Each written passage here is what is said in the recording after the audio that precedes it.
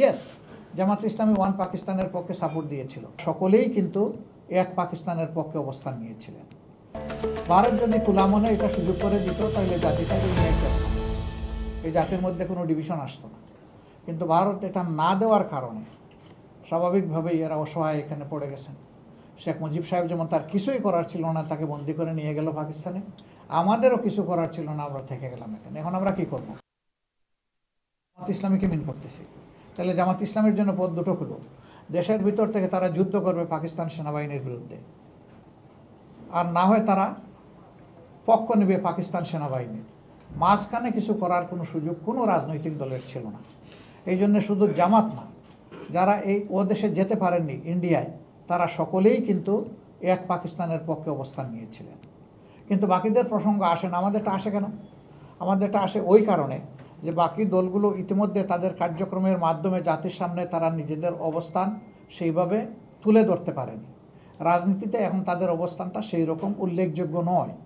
যেহেতু তাদের অবস্থানটা উল্লেখযোগ্য নয়, সেই কারণে তাদেরকে কেউ হেডেক হিসাবে নিচ্ছে না, তারা সবাই আউট। এখন সাবজেক্ট হিসাবে থেকে গেল জামাত ইসলামী। ইয়েস, জামাত ইসলামী ওয়ান পাকিস্তানের পক্ষে সাপোর্ট দিয়েছিল, এটা কোনো রাজনীতিতে অপরাধ না। তখন কিন্তু পাকিস্তানের অংশ ছিল পূর্ব পাকিস্তান। কিন্তু যদি কোনো অপরাধ ওনারা করে থাকেন, যেমন মানুষ খুন করে থাকেন, কারো বাড়িতে আগুন দিয়ে থাকেন, কারো সম্পদ লুণ্ঠন করেন, কারো ইজ্জতের উপরে হাত দেন, তাহলে অবশ্যই তাদের বিচার হওয়া উচিত। আপনারা সবাই জানেন, স্বাধীনতার পরপরই শেখ মুজিবুর রহমান সাহেব দেশ শাসন করেছেন 4 বছর। সেখানে 42,000 মামলা হয়েছিল, কিন্তু যাদেরকে ওয়ার ক্রাইম ট্রাইব্যুনালের নামে বিচার করা হয়েছে তাদের কারোর তো নাম ছিল না, একমাত্র ইউসুফ সাহেবের নাম ছিল।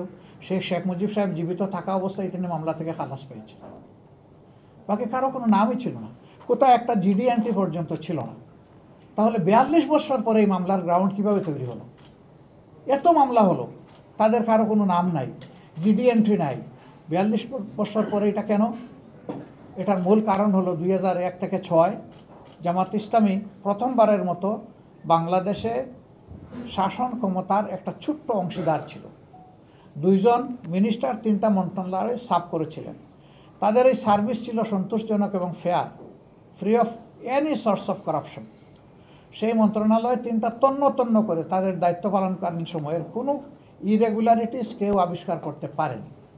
তাহলে রাজনৈতিক প্রতিপক্ষ যারা, তারা দেখেছেন এইভাবে যদি জামাত ইসলামী তার কার্যক্রম জাতির সামনে তুলে ধরতে পারে, তাহলে আগামী দিনটা হয়তো বা মানুষ জামাতের দিকে ঝুঁকে পড়বে। অতএব তাদেরকে বাড়ি দিতে হবে। কী দিয়ে বাড়ি দিবেন? তাদেরকে তো আনফেয়ার বলতে পারবেন না, তাদেরকে আপনি দুদকে টেনে নিয়ে যেতে পারছেন না, অন্যভাবে তাদেরকে ব্লেম দিতে পারছেন না। সুতরাং তাদেরকে একত্তরে নিয়ে একটা বাড়ি দিই, এটা মানুষের ইমোশনাল ম্যাটার। হ্যাঁ, যদি সেই সময় জামাতের কোনো নেতা কোনো অপরাধ করে থাকেন, তার যদি বিচার হয়, আমার কোনো বক্তব্য নেই, তার বিচার হোক, এবং সেই বিচারে কোনো শাস্তি হয়, তাতেও আমার কোনো বক্তব্য তা হোক। কিন্তু একজন যদি অপরাধ না করে, শুধু রাজনীতির কারণে যদি তিনি ভিক্টিমাইজড হন, এটা এর চাইতে বড় অপরাধ।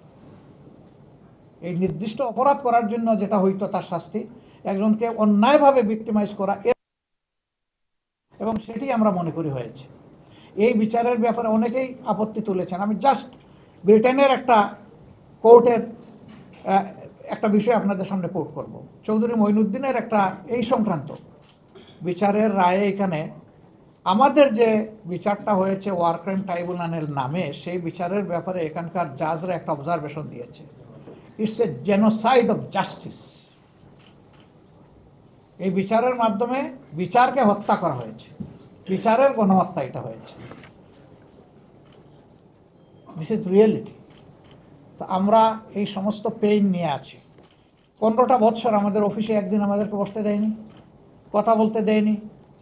আমরা এই দেশের নাগরিক, একটা বৈধ পার্টি, আমাদেরকে একটা র্যালি অর্গানাইজ করতে দেওয়া হয়নি। আমাদের কথা নিয়ে সাংবাদিকদের কাছে যেতে পারি নাই, তাদের মাধ্যমে জাতিকে বলতে পারি নাই, সাংবাদিকদের মনের কথাগুলো আমরা শুনতে পারি নাই, তাদের মাধ্যমে জাতির কথা আমাদের কাছে আসবে এটাও পথ বন্ধ ছিল। ফলে আমাদের সকল ইন্টারাকশন বন্ধ করে দেওয়া হয়েছে। এই 5 তারিখের পর থেকে আগস্ট মাসে আমরা একটু সামান্য সুযোগ পেয়েছি। আজকেটাও তার একটা প্রমাণ। আমরা এখন আমাদের কথা যেমন বলতে পারছি, আপনাদের কথাগুলো শুনতে পাচ্ছি। এইভাবে যখন মিউচুয়াল ইন্টারাকশন আমাদের বেশি বেশি করে হবে, তখন আমাদের ব্যাপারে মিস প্রপাগান্ডা এবং মিথ যেগুলো আছে ইনশাল্লাহ আমরা আশা করি দূর হবে। আর আমরা যদি কোনো ভুল করে থাকি, সত্যিই যদি এটা উইদাউট এনি কোয়েশ্চেন এটা যদি প্রমাণ হয় সন্দেহাতীতভাবে, আমি দায়িত্ব নিচ্ছি, আমি ক্ষমা চাবো জাতির কাছে ইনশাল্লাহ। এই ব্যাপারে আমার কোনো দুর্বলতা নাই।